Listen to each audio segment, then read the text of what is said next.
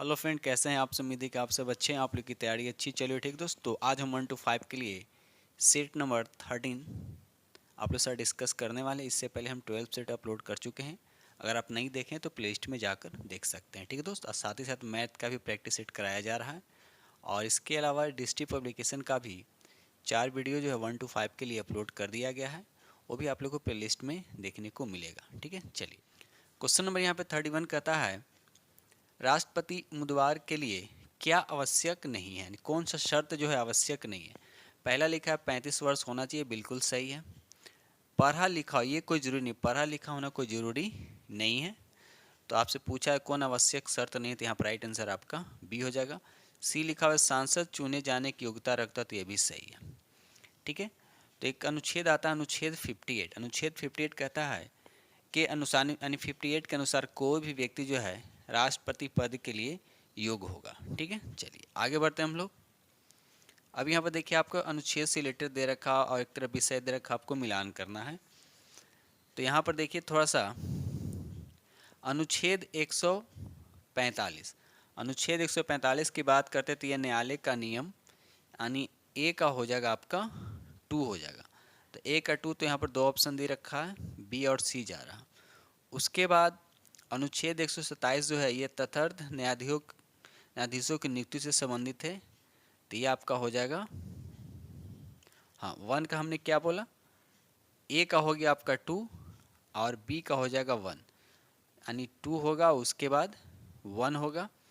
उसके बाद अनुच्छेद 132 जो हो जाएगा आपका, ये होगा उच्चतम न्यायालय में सेवानिवृत्त न्यायाधीशों की उपस्थिति। ठीक है, यानी 4 और उसके बाद हो जाएगा आपका 3। तो 2 1 4 3 राइट आंसर आपका यहाँ पे सी हो रहा है। ठीक है, चलिए क्वेश्चन नंबर यहाँ पे 33 कहता है प्रधानमंत्री की नियुक्ति कौन करता है। तो राष्ट्रपति के द्वारा प्रधानमंत्री की नियुक्ति किया जाता है, तो यहाँ पर राइट आंसर आपका सी हो जाएगा। और अन्य मंत्रियों की नियुक्ति जो है वो प्रधानमंत्री की सलाह पर राष्ट्रपति करता है। चलिए आगे बढ़ते हैं हम लोग अगले प्रश्न की तरफ। क्वेश्चन नंबर यहाँ पे 34 कहता है भारतीय संविधान के किस अनुच्छेद में पंचायतों के लिए कारोपन की शक्ति का उल्लेख किया गया है। तो यहाँ पर सही आंसर आपका ये हो जाएगा अनुच्छेद 243 के एच में, याद रखिएगा। तो यहाँ पर राइट आंसर आपका ए हो जाएगा। अब यहाँ पंचायत की बात किया जा रहा है, ये किस अनुसूची के तहत आता है, तो याद रखिए 11वीं अनुसूची के अंतर्गत आता है। अब भाग पूछा है तो भाग किस में आता है, ये इसका वर्णन किया गया है, तो भाग इसका 9 में वर्णन किया गया है। क्वेश्चन नंबर यहाँ पे 35 कहता है किस दिन से संबंधित सभा का अंतरिम सदन के रूप में आविर्भाव हुआ। तो यहाँ पर राइट आंसर आपका सी हो जाएगा, 26 जनवरी 1950 जो है इसका सही आंसर हो जाएगा। ये रहा अगला प्रश्न की क्वेश्चन नंबर आपका यहाँ पे 36 कहता है 23,560 फीट की अधिकतम गहराई वाली हिंद महासागर में महासागरीय खाई का नाम आपको बताना है। तो यहाँ पर राइट आंसर आपका हो जाएगा जावा गर्त, याद रखिएगा जावा गर्त जो है इसका सही आंसर हो जाएगा। एक होता है मेरियाना, याद रखिएगा मेरियाना गर्त, ये किस महासागर में, तो याद रखिए प्रशांत महासागर में है। और ये विश्व की सबसे गहरी महासागर, इसकी गहराई की बात करते हैं तो ये 11,000 मीटर के आसपास है। ठीक है, चलिए क्वेश्चन नंबर यहाँ पे 37 कहता है कि सुंदरवन डेल्टा निम्नलिखित में से किन नदियों द्वारा निर्मित होता है। तो ये गंगा और ब्रह्मपुत्र, राइट आंसर आपका बी हो जाएगा। क्वेश्चन नंबर यहाँ पे 38 कहता है डुरंड रेखा किन 2 देशों के बीच विभाजित करता है। तो यहाँ पर राइट आंसर आपका बी हो जाएगा अफगानिस्तान और पाकिस्तान, याद रखिएगा डुरंड रेखा जो है अफगानिस्तान और पाकिस्तान हो जाएगा। ठीक है, उसके बाद एक मैकमोहन रेखा, ये भारत और चीन। रेड क्लिफ रेखा भारत और पाकिस्तान हो जाएगा। एक होता है 38वां समानांतर रेखा जो उत्तरी कोरिया और दक्षिणी कोरिया के बीच है। एक होता है 49वां, याद रखिएगा 49वां समानांतर रेखा जो अमेरिका और कनाडा के बीच में। क्वेश्चन नंबर यहाँ पे 39 कहता है इनमें से किस भारतीय तट में, किस भारतीय राज्य में हेमाटाइट का सर्वाधिक भंडार मौजूद है। तो यहाँ पर राइट आंसर आपका ए हो जाएगा उड़ीसा जो इसका सही आंसर हो जाएगा। क्वेश्चन नंबर यहाँ 40 कहता है भारत और नेपाल के बीच निम्नलिखित में से किस भूभाग पर विवाद चल रहा है, बताइए। तो यहाँ पर सही आंसर आपका सी हो जाएगा काला पानी, याद रखिएगा काला पानी जो है इसका सही आंसर हो जाएगा। काला पानी का क्षेत्र जो है ये उत्तराखंड राज्य के कुमाऊं डिवीजन में पिथौरागढ़ जिले के हिस्से के रूप में भारतीय प्रशासन के तहत एक क्षेत्र है। क्वेश्चन नंबर यहाँ 51 कहता है कि मैं समाजवादी हूँ पुस्तक के लेखक कौन है। तो यहाँ पर सही आंसर आपका ये हो जाए स्वामी विवेकानंद। याद रखिएगा स्वामी विवेकानंद जो इसका सही आंसर हो जाएगा। उसके बाद एक और पुस्तक है क्यों समाजवाद। क्यों समाजवाद एक पुस्तक है जिसका लेखक कौन है, तो जयप्रकाश नारायण। याद रखिएगा। क्वेश्चन नंबर यहाँ 52 कहता है कि 1857 के विद्रोह के दौरान जगदीशपुर में इसका नेतृत्व किसके द्वारा किया गया था। तो याद रखिए कुंवर सिंह। याद रखिए कुंवर सिंह जो इसका सही आंसर हो जाएगा। और कुंवर सिंह जो गुरिल्ला युद्ध तकनीक के विशेषज्ञ भी थे। याद यानी गुरिल्ला युद्ध जो है किनसे संबंधित है, याद रखिएगा, तो वीर कुंवर सिंह से। क्वेश्चन नंबर यहाँ पे 53 कहता है निम्नलिखित में से किसने 1857 के विद्रोह को एक षड्यंत्र की संज्ञा दी थी। तो यहाँ पर देखा जाए तो राइट आंसर आपका जेम्स आउटरम भी हो जाएगा और उसके बाद यहाँ पर टेलर भी हो जाए, यानी ए और बी दोनों, तो राइट आंसर आपका डी हो जाएगा। और बी.डी. सावरकर ने 1857 की क्रांति को भारत का प्रथम स्वतंत्रता संग्राम भी कहा। याद रखिएगा। चलिए क्वेश्चन नंबर यहाँ 54 कहता है निम्नलिखित वर्गों में 1905 के स्वदेशी आंदोलन से मुक्त अप्रभावित रहा है। तो यहाँ पर राइट आंसर आपका सी हो जाएगा मुसलमान, जो इसका सही आंसर हो जाएगा। क्वेश्चन नंबर यहाँ पे 55 कहता है साइमन कमीशन पहली बार भारत कब आया था। तो आया था 1928 को, यानी राइट आंसर आपका यहाँ पे बी हो जाएगा। ठीक है, चलिए आगे बढ़ते हैं हम लोग। और साइमन कमीशन वापस जाओ का नारा सबसे पहले किसने दिया था, तो यूसुफ मेहर अली। याद रखिएगा यूसुफ मेहर अली। क्वेश्चन नंबर यहाँ 56 कहता है भारतीय सिविल सेवा का संस्थापक किसे माना जाता है। तो यहाँ पर राइट आंसर आपका सी हो जाएगा लॉर्ड कॉर्नवालिस, जो है इसका सही आंसर हो जाएगा। याद रखिएगा लॉर्ड कॉर्नवालिस जो इसका सही आंसर हो जाएगा। ठीक है, चलिए क्वेश्चन नंबर यहाँ पर 57 कहता है हरिपुरा जहाँ भारतीय राष्ट्रीय कांग्रेस का वार्षिक अधिवेशन 1938 में सुभाष चंद्र बोस की अध्यक्षता में हुआ था, वह निम्नलिखित राज्य में स्थित है। आपको बताने कि हरिपुरा जो किस राज्य में स्थित थी, गुजरात में है। याद रखिए गुजरात में यह 52वां अधिवेशन हुआ था। याद रखिएगा 52वां अधिवेशन हुआ था। ठीक है, चलिए आगे बढ़ते हम लोग। क्वेश्चन नंबर यहाँ 58 कहता है कि भारतीय विश्वविद्यालय अधिनियम पारित हुआ था। ये कब पारित हुआ था, तो याद रखिए 1904 में। क्वेश्चन नंबर यहाँ 59 कहता है निम्नलिखित में से किस वायसराय ने 1929 में भारत के लिए औपनिवेशिक स्वराज के अस्पष्ट प्रस्ताव की घोषणा की थी। तो यहाँ पर सही आंसर आपका सी हो जाएगा लॉर्ड इरविन। याद रखिएगा लॉर्ड इरविन जो है इसका सही आंसर हो जाएगा। आगे बढ़ते हैं हम लोग।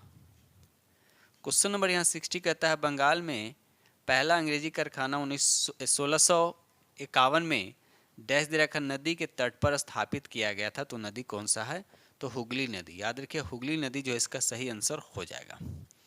ठीक है, चलिए क्वेश्चन नंबर यहाँ 61।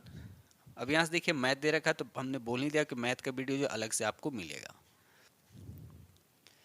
क्वेश्चन नंबर यहाँ 71 कहता है बिहार में कानून द्वारा गोवध किस वर्ष प्रतिबंध किया गया था। तो यहाँ पर राइट आंसर आपका बी हो जाएगा 1955 में। याद रखिए 1955 में इसको प्रतिबंध लगा दिया गया था। ठीक है, चलिए क्वेश्चन नंबर यहाँ 72 का था बिहार में बाल सुंदरी ताल करेल बलथर पद निम्नलिखित में किसके लिए प्रयुक्त होता है। तो यहाँ पर सही आंसर हो गया ये मिट्टी के लिए, तो राइट आंसर आपका यहाँ पे सी हो जाएगा। ये रहा अगला प्रश्न की क्वेश्चन नंबर आपका 73। क्षेत्र की दृष्टि से बिहार का वर्ग मीटर में सबसे छोटा प्रशासनिक संविभाग कौन है। तो यहाँ पर राइट आंसर आपका सी हो जानी भागलपुर जो है यहाँ पर राइट आंसर हो जाएगा। याद रखिए भागलपुर जो इसका राइट आंसर हो जाएगा। इसमें दो जिला आता है, एक खुद हो जाएगा भागलपुर हो जाएगा, दूसरा आता है इसमें बांका आता है। ठीक है, चलिए क्वेश्चन नंबर 74 का था लोकसभा सचिवालय किसके सीधे पर्यवेक्षण में आता है। तो यहाँ पर राइट आंसर आपका सी हो जाएगा लोकसभा के अध्यक्ष। याद रखिए लोकसभा के अध्यक्ष के पर्यवेक्षण में आता है। और अनुच्छेद 98, याद रखिए अनुच्छेद 98 लोकसभा सचिवालय का उल्लेख मिलता है। याद रखिए अनुच्छेद 98 में। ठीक है, चलिए आगे बढ़ते हैं हम लोग। ये रहा अगला प्रश्न की क्वेश्चन नंबर आपका 75 कहता 73वें संविधान संशोधन अधिनियम 1992 और अनुसूची 11 अनुच्छेद 243 जी द्वारा कितने विषयों को पंचायतों के प्रशासनिक नियंत्रण में रखा गया? तो 29 विषय, याद रखिएगा 29 विषय जो इसका सही आंसर हो जाएगा। ठीक है, चलिए आगे बढ़ते हैं। और हर साल पंचायती राज दिवस कब मनाया जाता है? तो 24 अप्रैल, याद रखिएगा। चलिए क्वेश्चन नंबर यहाँ 76 कहता है भारत रत्न 2024 से सम्मानित बिहार के पूर्व मुख्यमंत्री कर्पूरी ठाकुर किस उपनाम से प्रसिद्ध हैं? तो ये जन नायक के नाम से प्रसिद्ध है, तो राइट आंसर आपका बी हो जाएगा। अभी तक बिहार में कितने व्यक्ति को भारत रत्न दिया जा चुका? तो याद रखिएगा 5 व्यक्ति को। ठीक है, कितने व्यक्ति को? तो 5 व्यक्ति को। साथ साथ ये भी याद रखिएगा 2024 में कितने व्यक्तियों को भारत रत्न मिला है? तो 5 व्यक्ति को भी याद रखिएगा। ठीक है, चलिए क्वेश्चन नंबर यहाँ पे 77 कहता है वर्तमान में निम्न में से किस देश के पास अपना स्वयं का क्षेत्रीय सैटेलाइट नेविगेशन सिस्टम है? तो यहाँ पर सही आंसर आपका सी हो जाएगा, जापान, जो इसका राइट आंसर हो जाएगा, याद रखिएगा। क्वेश्चन नंबर यहाँ 78 कहता है कि राष्ट्रीय मतदाता दिवस 2024 का थीम आपसे पूछा जा रहा है। तो यहाँ पर आंसर आपका पहला ही हो जाएगा, nothing like voting, I vote for sure, तो राइट आंसर आपका ए हो जाएगा। यानी 78 का राइट आंसर आपका ए हो जाएगा। और राष्ट्रीय मतदाता दिवस कब मनाया जाता है? याद रखिएगा 25 जनवरी को। कब? तो 25 जनवरी। ठीक है, चलिए क्वेश्चन नंबर यहाँ 79 कहता है यूनेस्को विश्व धरोहर सूची में शामिल होने वाला भारत का 43वां स्थल कहाँ है? तो यहाँ पर राइट आंसर आपका ई हो जाए, उपयुक्त में से कौन? याद रखिए उपयुक्त में से को नहीं। तो 43वां स्थल जो है ये कहाँ? तो याद रखिएगा ये असम में है। कहाँ है? असम में। ठीक है, चलिए क्वेश्चन नंबर यहाँ पे 80 कहता है भारत के स्थानीय भाषाओं को डिजिटल दुनिया में बढ़ावा देने के लिए प्रोजेक्ट एलोरा को किसके द्वारा प्रारंभ किया गया? तो यहाँ पे सही आंसर आपका सी हो जाएगा, माइक्रोसॉफ्ट के द्वारा, तो राइट आंसर आपका यहाँ पे सी हो जाएगा। ठीक है, चलिए क्वेश्चन नंबर यहाँ 81 कहता है निम्नलिखित में कौन सा जोड़ा सही नहीं है? कौन सा जोड़ा आपको सही बताना है, किसमें से कौन सा जोड़ा जो है सही है? तो यहाँ पर देखा तो राइट आंसर आपका सी हो जाएगा, आलू बैगन जो है सोलेनेसी कुल के, तो राइट आंसर आपका यहाँ पे सी हो जाएगा। ठीक है, चलिए आगे बढ़ते हैं हम लोग। क्वेश्चन नंबर यहाँ पे 82 कहता है कि शैवाल प्रस्फुटन निम्न में से किसका सूचक है?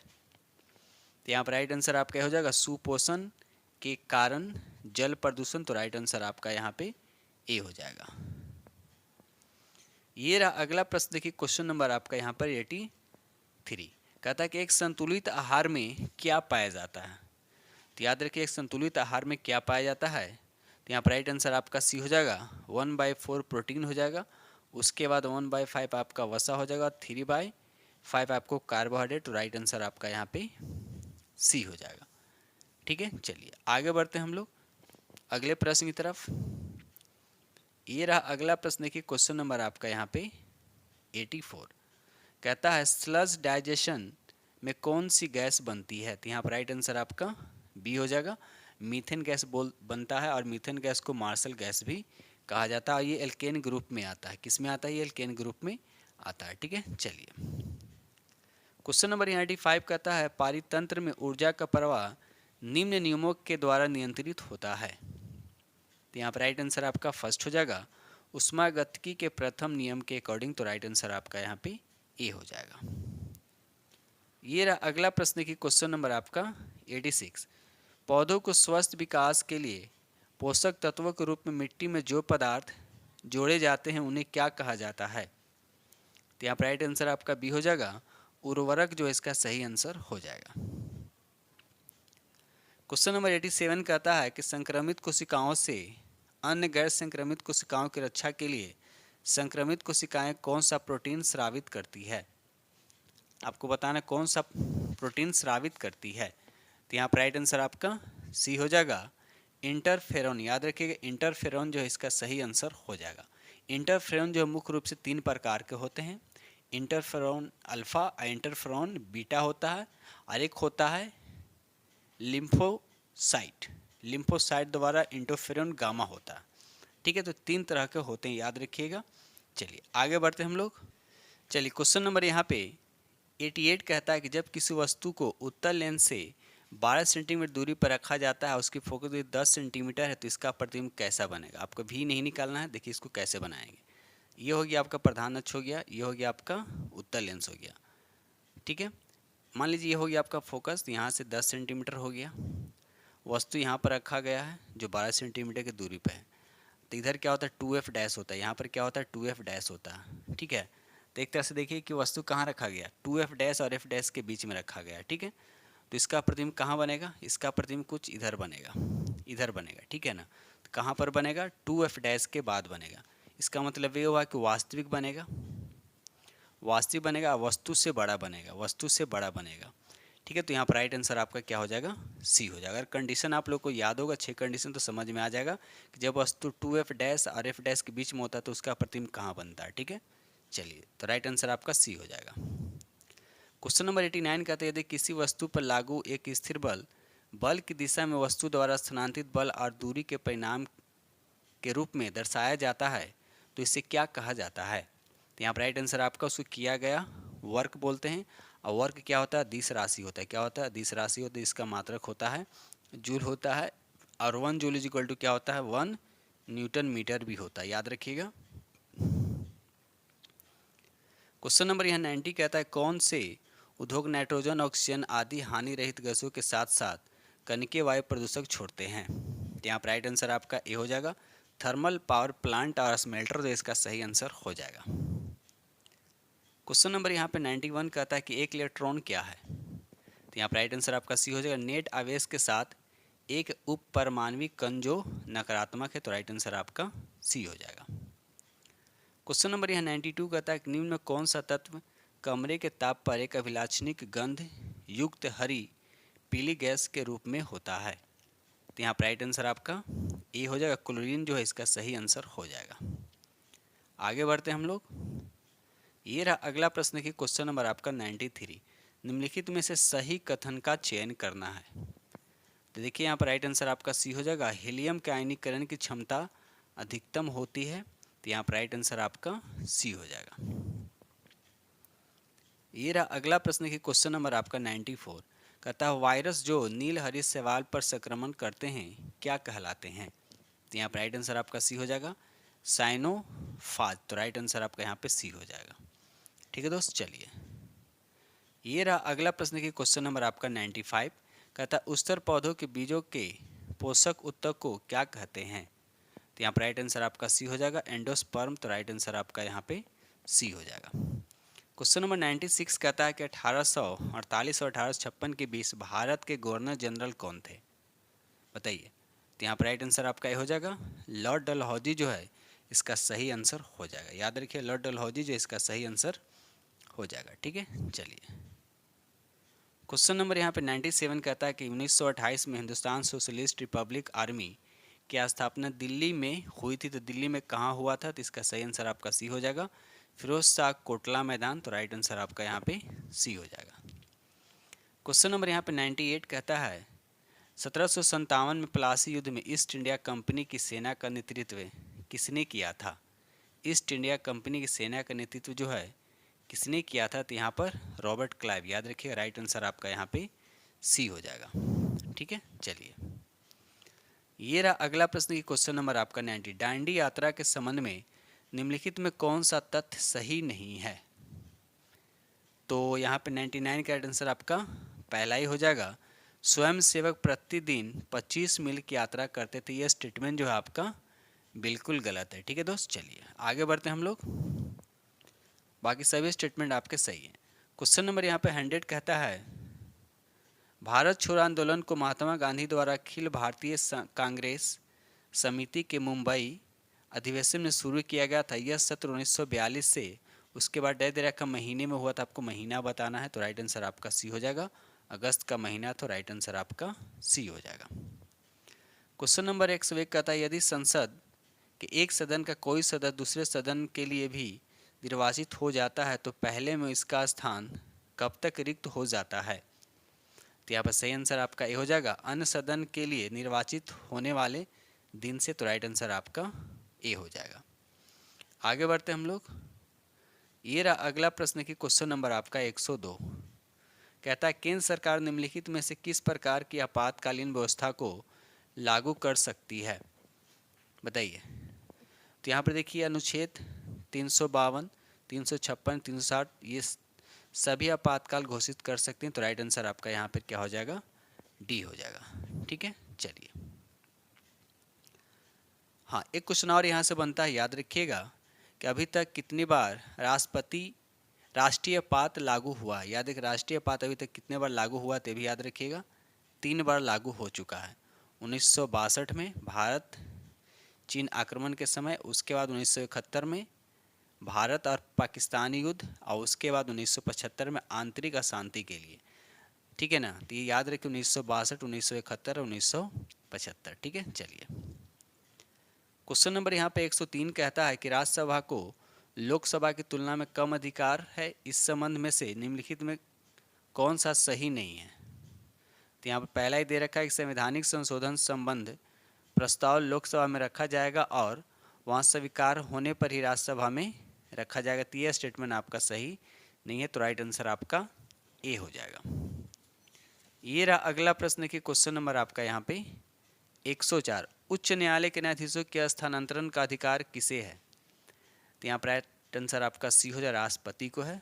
ठीक है, तो आंसर आपका सी हो जाएगा।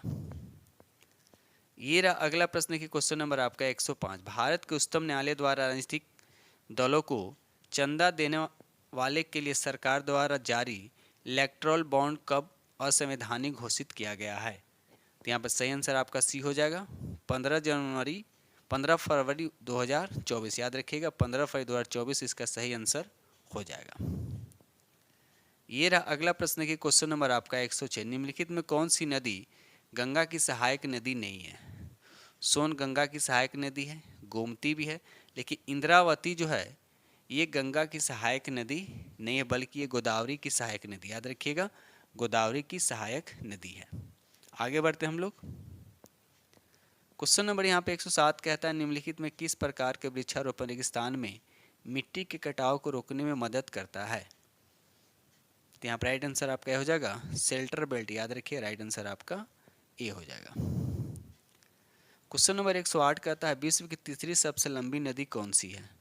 तीसरा पूछा, तो पहला लंबी नदी कौन है, नील नदी है, दूसरा अमेजन है, और तीसरा आपको याद रखिए तीसरा नंबर ऑप्शन ये हो जाएगा यांतजी जो है ये विश्व की तीसरी सबसे लंबी नदी है।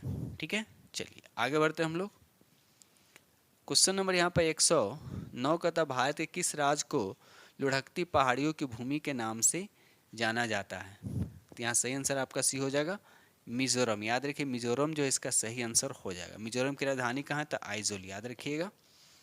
क्वेश्चन नंबर 110 कहता है बांधों और उनकी स्थिति वाले राज्यों का निम्नलिखित में कौन सा युग में सुमेलित नहीं है। तो यहाँ पर सही आंसर आपका सी हो जाएगा शांति सागर जो है ये केरल में ये आपका सुमेलित नहीं। शांति सागर एक झील है, और ये शांति सागर एक झील जो ये कहाँ है, ये कर्नाटक में है। कहाँ है, तो ये कर्नाटक में। याद रखिएगा बाकी सभी आपके सुमेलित हैं। ठीक है, चलिए थोड़ा सा धुंधला हो गया है ज़्यादा, कोई बात नहीं है। भारतीय इतिहास अनुसंधान परिषद भारत सरकार के उसके बाद दे रखा है का एक अस्थायी निकाय है। आपको बताना है इसमें से आंसर क्या होगा। तो राइट आंसर आपका सी हो जाएगा शिक्षा मंत्रालय। राइट आंसर आपका यहाँ पे सी हो जाएगा। क्वेश्चन नंबर यहाँ पे 112 कहता है कि भारत सरकार द्वारा स्मार्ट सिटी मिशन कब शुरू किया गया था, बताइए। स्मार्ट सिटी जो है भारत सरकार द्वारा कब शुरू किया गया था, तो ये 2015 में शुरू किया गया था। तो राइट आंसर आपका यहाँ पे बी हो जाएगा। क्वेश्चन नंबर 113 कहता है भारत में कौन सी पंचवर्षीय योजना हेरोड डोमर मॉडल पर आधारित है। तो यहाँ पर राइट आंसर आपका सी हो जाएगा प्रथम पंचवर्षीय योजना। याद रखिएगा प्रथम पंचवर्षीय। ये क्वेश्चन जो बहुत बार अलग अलग एग्जाम में देखने को मिलता है। ठीक है, अद्वितीय पंचवर्षीय योजना किस मॉडल पर आधारित है, पीसी महाले नोबिस पे आधारित है। अभी का आता है डी.आर. गॉडविल जो चतुर पंचवर्षीय योजना। याद रखिएगा। एक होता है डीपी धर मॉडल। डीपी धर मॉडल जो है ये पांचवी पंचवर्षीय योजना से जुड़ा हुआ है। ठीक है, यानी पांचवी पंचवर्षीय योजना जो है ये किस मॉडल पे आधारित है, तो डीपी धर मॉडल पे आधारित है। आगे बढ़ते हैं हम लोग। ये रहा अगला प्रश्न की क्वेश्चन नंबर आपका 114 किसी देश के सकल घरेलू उत्पाद के मूल्य को प्राप्त करना संभव है, मुद्रा का कौन सा कार्य यहाँ लागू होता है? तो यहाँ पर राइट आंसर आपका ए हो जाएगा, लेखा की इकाई। याद रखिए, राइट आंसर आपका ए हो जाएगा। क्वेश्चन नंबर यहाँ पे 115 कहता है कि भारत की जनगणना 2011 के अनुसार भारत की ग्रामीण जनसंख्या का प्रतिशत कितना है? आपसे ग्रामीण जनसंख्या पूछा जा रहा है। तो भारत की ग्रामीण जनसंख्या 68.8% है और शहरी जनसंख्या कितना? तो याद रखिएगा 31.2%। ठीक है, और साथ साथ ये भी याद रखिएगा, ग्रामीण जनसंख्या प्रतिशत वाले राज्य में सबसे ज़्यादा ग्रामीण जनसंख्या कहाँ है? तो याद रखिए हिमाचल प्रदेश। ठीक है, चलिए आगे बढ़ते हैं हम लोग अगले प्रश्न की तरफ। क्वेश्चन नंबर 116 कहते हैं कि मार्च 2024 में प्रधानमंत्री नरेंद्र मोदी द्वारा सामाजिक उत्थान एवं रोजगार आधारित कौन सा पोर्टल लॉन्च किया गया है? यहाँ पर राइट आंसर आपका ए हो जाएगा, पीएम सूरज। याद रखिए, राइट आंसर आपका ए हो जाएगा। क्वेश्चन नंबर 117 का था भारत का सबसे बड़ा हाईकोर्ट भवन उद्घाटन कहाँ किया गया? तो राइट आंसर आपका ए हो जाएगा, झारखंड, जो इसका सही आंसर हो जाएगा। क्वेश्चन नंबर 118 कहता है कि 14वीं ब्रिक्स व्यापार मंत्रियों की बैठक में भारत की ओर से किसने भाग लिया है? यहाँ पर राइट आंसर आपका सी हो जाएगा, सुनील बर्थवाल। याद रखिएगा, राइट आंसर आपका सी हो जाएगा। ये रहा अगला प्रश्न की क्वेश्चन नंबर आपका 119। मई 2024 में यूनिसेफ इंडिया ने किसे अपना ब्रांड एम्बेसडर नियुक्त किया है? किसको नियुक्त किया है? तो करीना कपूर। राइट आंसर आपका यहाँ पे बी हो जाएगा। क्वेश्चन नंबर 120 का था अगस्त 2024 में किस देश को इंडो पैसिफिक इकोनॉमिक्स फ्रेमवर्क आपूर्ति श्रृंखला परिषद का उपाध्यक्ष चुना गया है? तो यहाँ पर राइट आंसर आपका भारत हो जाएगा। राइट आंसर आपका बी हो जाएगा। क्वेश्चन नंबर यहाँ पे 121 कहता है कि शोषण को साधारण अकार्बनिक पदार्थ को ग्रहण कर कार्बनिक अणुओं के संश्लेषण के रूप में परिभाषित किया जाता है। तो यहाँ पर राइट आंसर आपका ये हो जाएगा, स्वपोषी, जो इसका सही आंसर हो जाएगा। आगे बढ़ते हम लोग अगले प्रश्न की तरफ। ये रहा अगला प्रश्न की क्वेश्चन नंबर आपका 122। निम्नलिखित में से क्या ऊर्जा का गैर परंपरागत स्रोत नहीं है? बताइए, ऊर्जा का गैर परंपरागत स्रोत नहीं है। तो यहाँ देखा है तो राइट आंसर आपका ई हो जाएगा, उपयुक्त में से कोई नहीं। याद रहे, उपयुक्त में से कोई नहीं यहाँ पर राइट आंसर हो जाएगा। ये सभी के सभी क्या आपका ऊर्जा के गैर परंपरागत स्रोत हैं। अब ऊर्जा के गैर पारंपरिक स्रोत की विशेषता क्या? याद रखिएगा, क्योंकि पृथ्वी पर सीमित मात्रा में उपलब्ध होता है और सस्ता होता है, ये कभी खत्म नहीं होने वाला नहीं है। ठीक है ना। तो गैर परंपरागत स्रोत में क्या क्या आता है? याद रखिए, भूतापीय ऊर्जा, पवन ऊर्जा, सौर ऊर्जा, उसके बाद ज्वारीय ऊर्जा, ये सभी जो है गैर परंपरागत स्रोत के अंतर्गत आते हैं। लेकिन कोयला जो है ये गैर परंपरागत स्रोत के अंतर्गत नहीं बल्कि आते हैं ये परंपरागत स्रोत के अंतर्गत आते हैं। ये कोयला फ्यूचर में खत्म हो सकता है। ठीक है, चलिए क्वेश्चन नंबर यहाँ पे 123 कहता है बायोगैस बायोमास से किस प्रक्रिया के माध्यम से उत्पन्न होती है? बताइए। तो यहाँ पर राइट आंसर आपका सी हो जाएगा, अवायवीय क्यूवन से। याद रखिएगा, अवायवीय क्यूवन से उत्पन्न होता है। ठीक है, चलिए आगे बढ़ते हैं हम लोग। क्वेश्चन नंबर यहाँ पे 124 कहता है उन पशुओं को क्या कहा जाता है जो पौधों और पशुओं दोनों खाते हैं? तो राइट आंसर आपका यहाँ पे सी हो, उसको सर्वाहारी कहते हैं।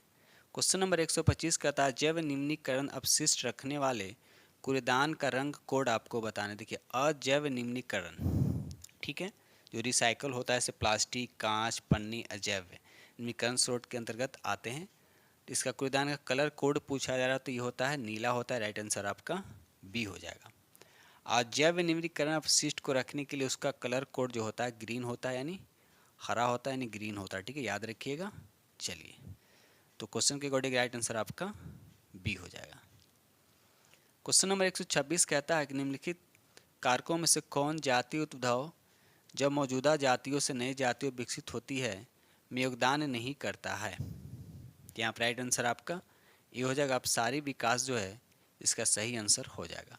क्वेश्चन नंबर 127 कहता है प्रकाशग्राही कोशिकाएं जैसे शलाका तथा शंकु किसमें उपस्थित होती हैं?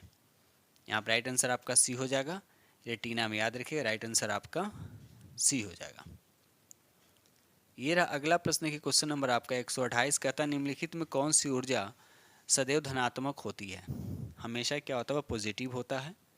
तो राइट आंसर आपका यहाँ पे सी हो जाएगा। गतिज ऊर्जा, याद रखिए गतिज ऊर्जा जो इसका सही आंसर हो जाएगा।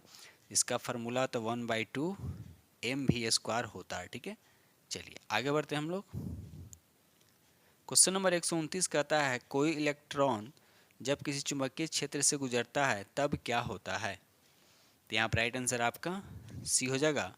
वेग, ऊर्जा और संवेग क्या होते हैं, नियत रहते हैं, याद रखिएगा। तो राइट आंसर आपका यहाँ पे सी हो जाएगा। ठीक है, चलिए क्वेश्चन नंबर यहाँ पे 130 कहता है कौन सा कथन आपका सही है। आपको बताएं इसमें कौन सा कथन आपका सही है। तो coal gas H2CH4 carbon monoxide और हाइड्रोकार्बन का मिश्रण होता है, ये सही है। प्रोड्यूसर गैस जो होता है ये होता है कार्बन मोनोऑक्साइड और नाइट्रोजन का क्या होता है, मिश्रण होता है। अगर हम CO प्लस H2 की बात करते हैं तो ये जल गैस इसको बोलते हैं या वाटर गैस बोलते हैं। क्या बोलते हैं इसको, जल गैस बोलते हैं, याद रखिएगा। तो यहाँ पर आपसे पूछा क्या है कि इसमें से सही कौन है, तो सही आपका यहाँ पर बी है।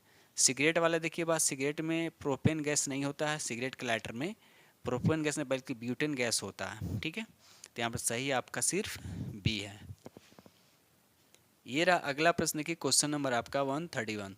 संतृप्त हाइड्रोकार्बन जिसको एल्केन भी कहा जाता है, क्या कहा जाता है, एल्केन भी कहा जाता है, को क्या कहा जाता है कि आ ही गया बात। राइट आंसर आपका यहाँ पे सी हो जाएगा, एल्केन, जिसका फार्मूला होता है CnH2n+2 होता है।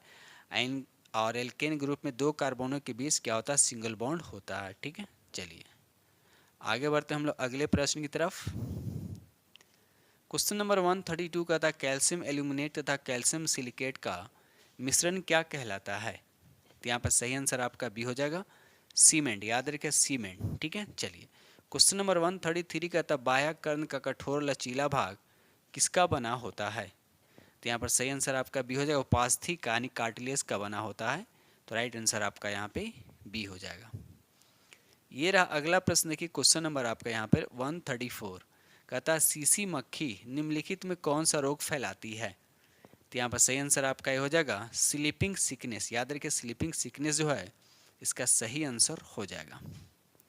क्वेश्चन नंबर यहाँ पे 135 कहता है मनुष्य और जानवरों के आंत में पाए जाने वाले जीवाणु कौन सा है। तो यहाँ पर राइट आंसर आपका बी हो जाएगा। ठीक दोस्तों, इस तरह से हमने आप लोग के साथ 90 प्रश्न डिस्कस किया हूँ जो जीएस का है, और आप लोग को पता है कि मैथ का जो है अलग से हम वीडियो आप लोग के लिए प्रोवाइड कर रहे हैं। ठीक दोस्तों, इस सभी आप लोग को प्लेलिस्ट में देखने को मिलेगा। ठीक है, तो इसी के साथ हम वीडियो करते हैं समाप्त। और जो फ्रेंड चैनल पर पहली बार विजिट कर रहे हैं तो चैनल को सब्सक्राइब कीजिएगा और अपने दोस्तों में शेयर जरूर कर दीजिएगा।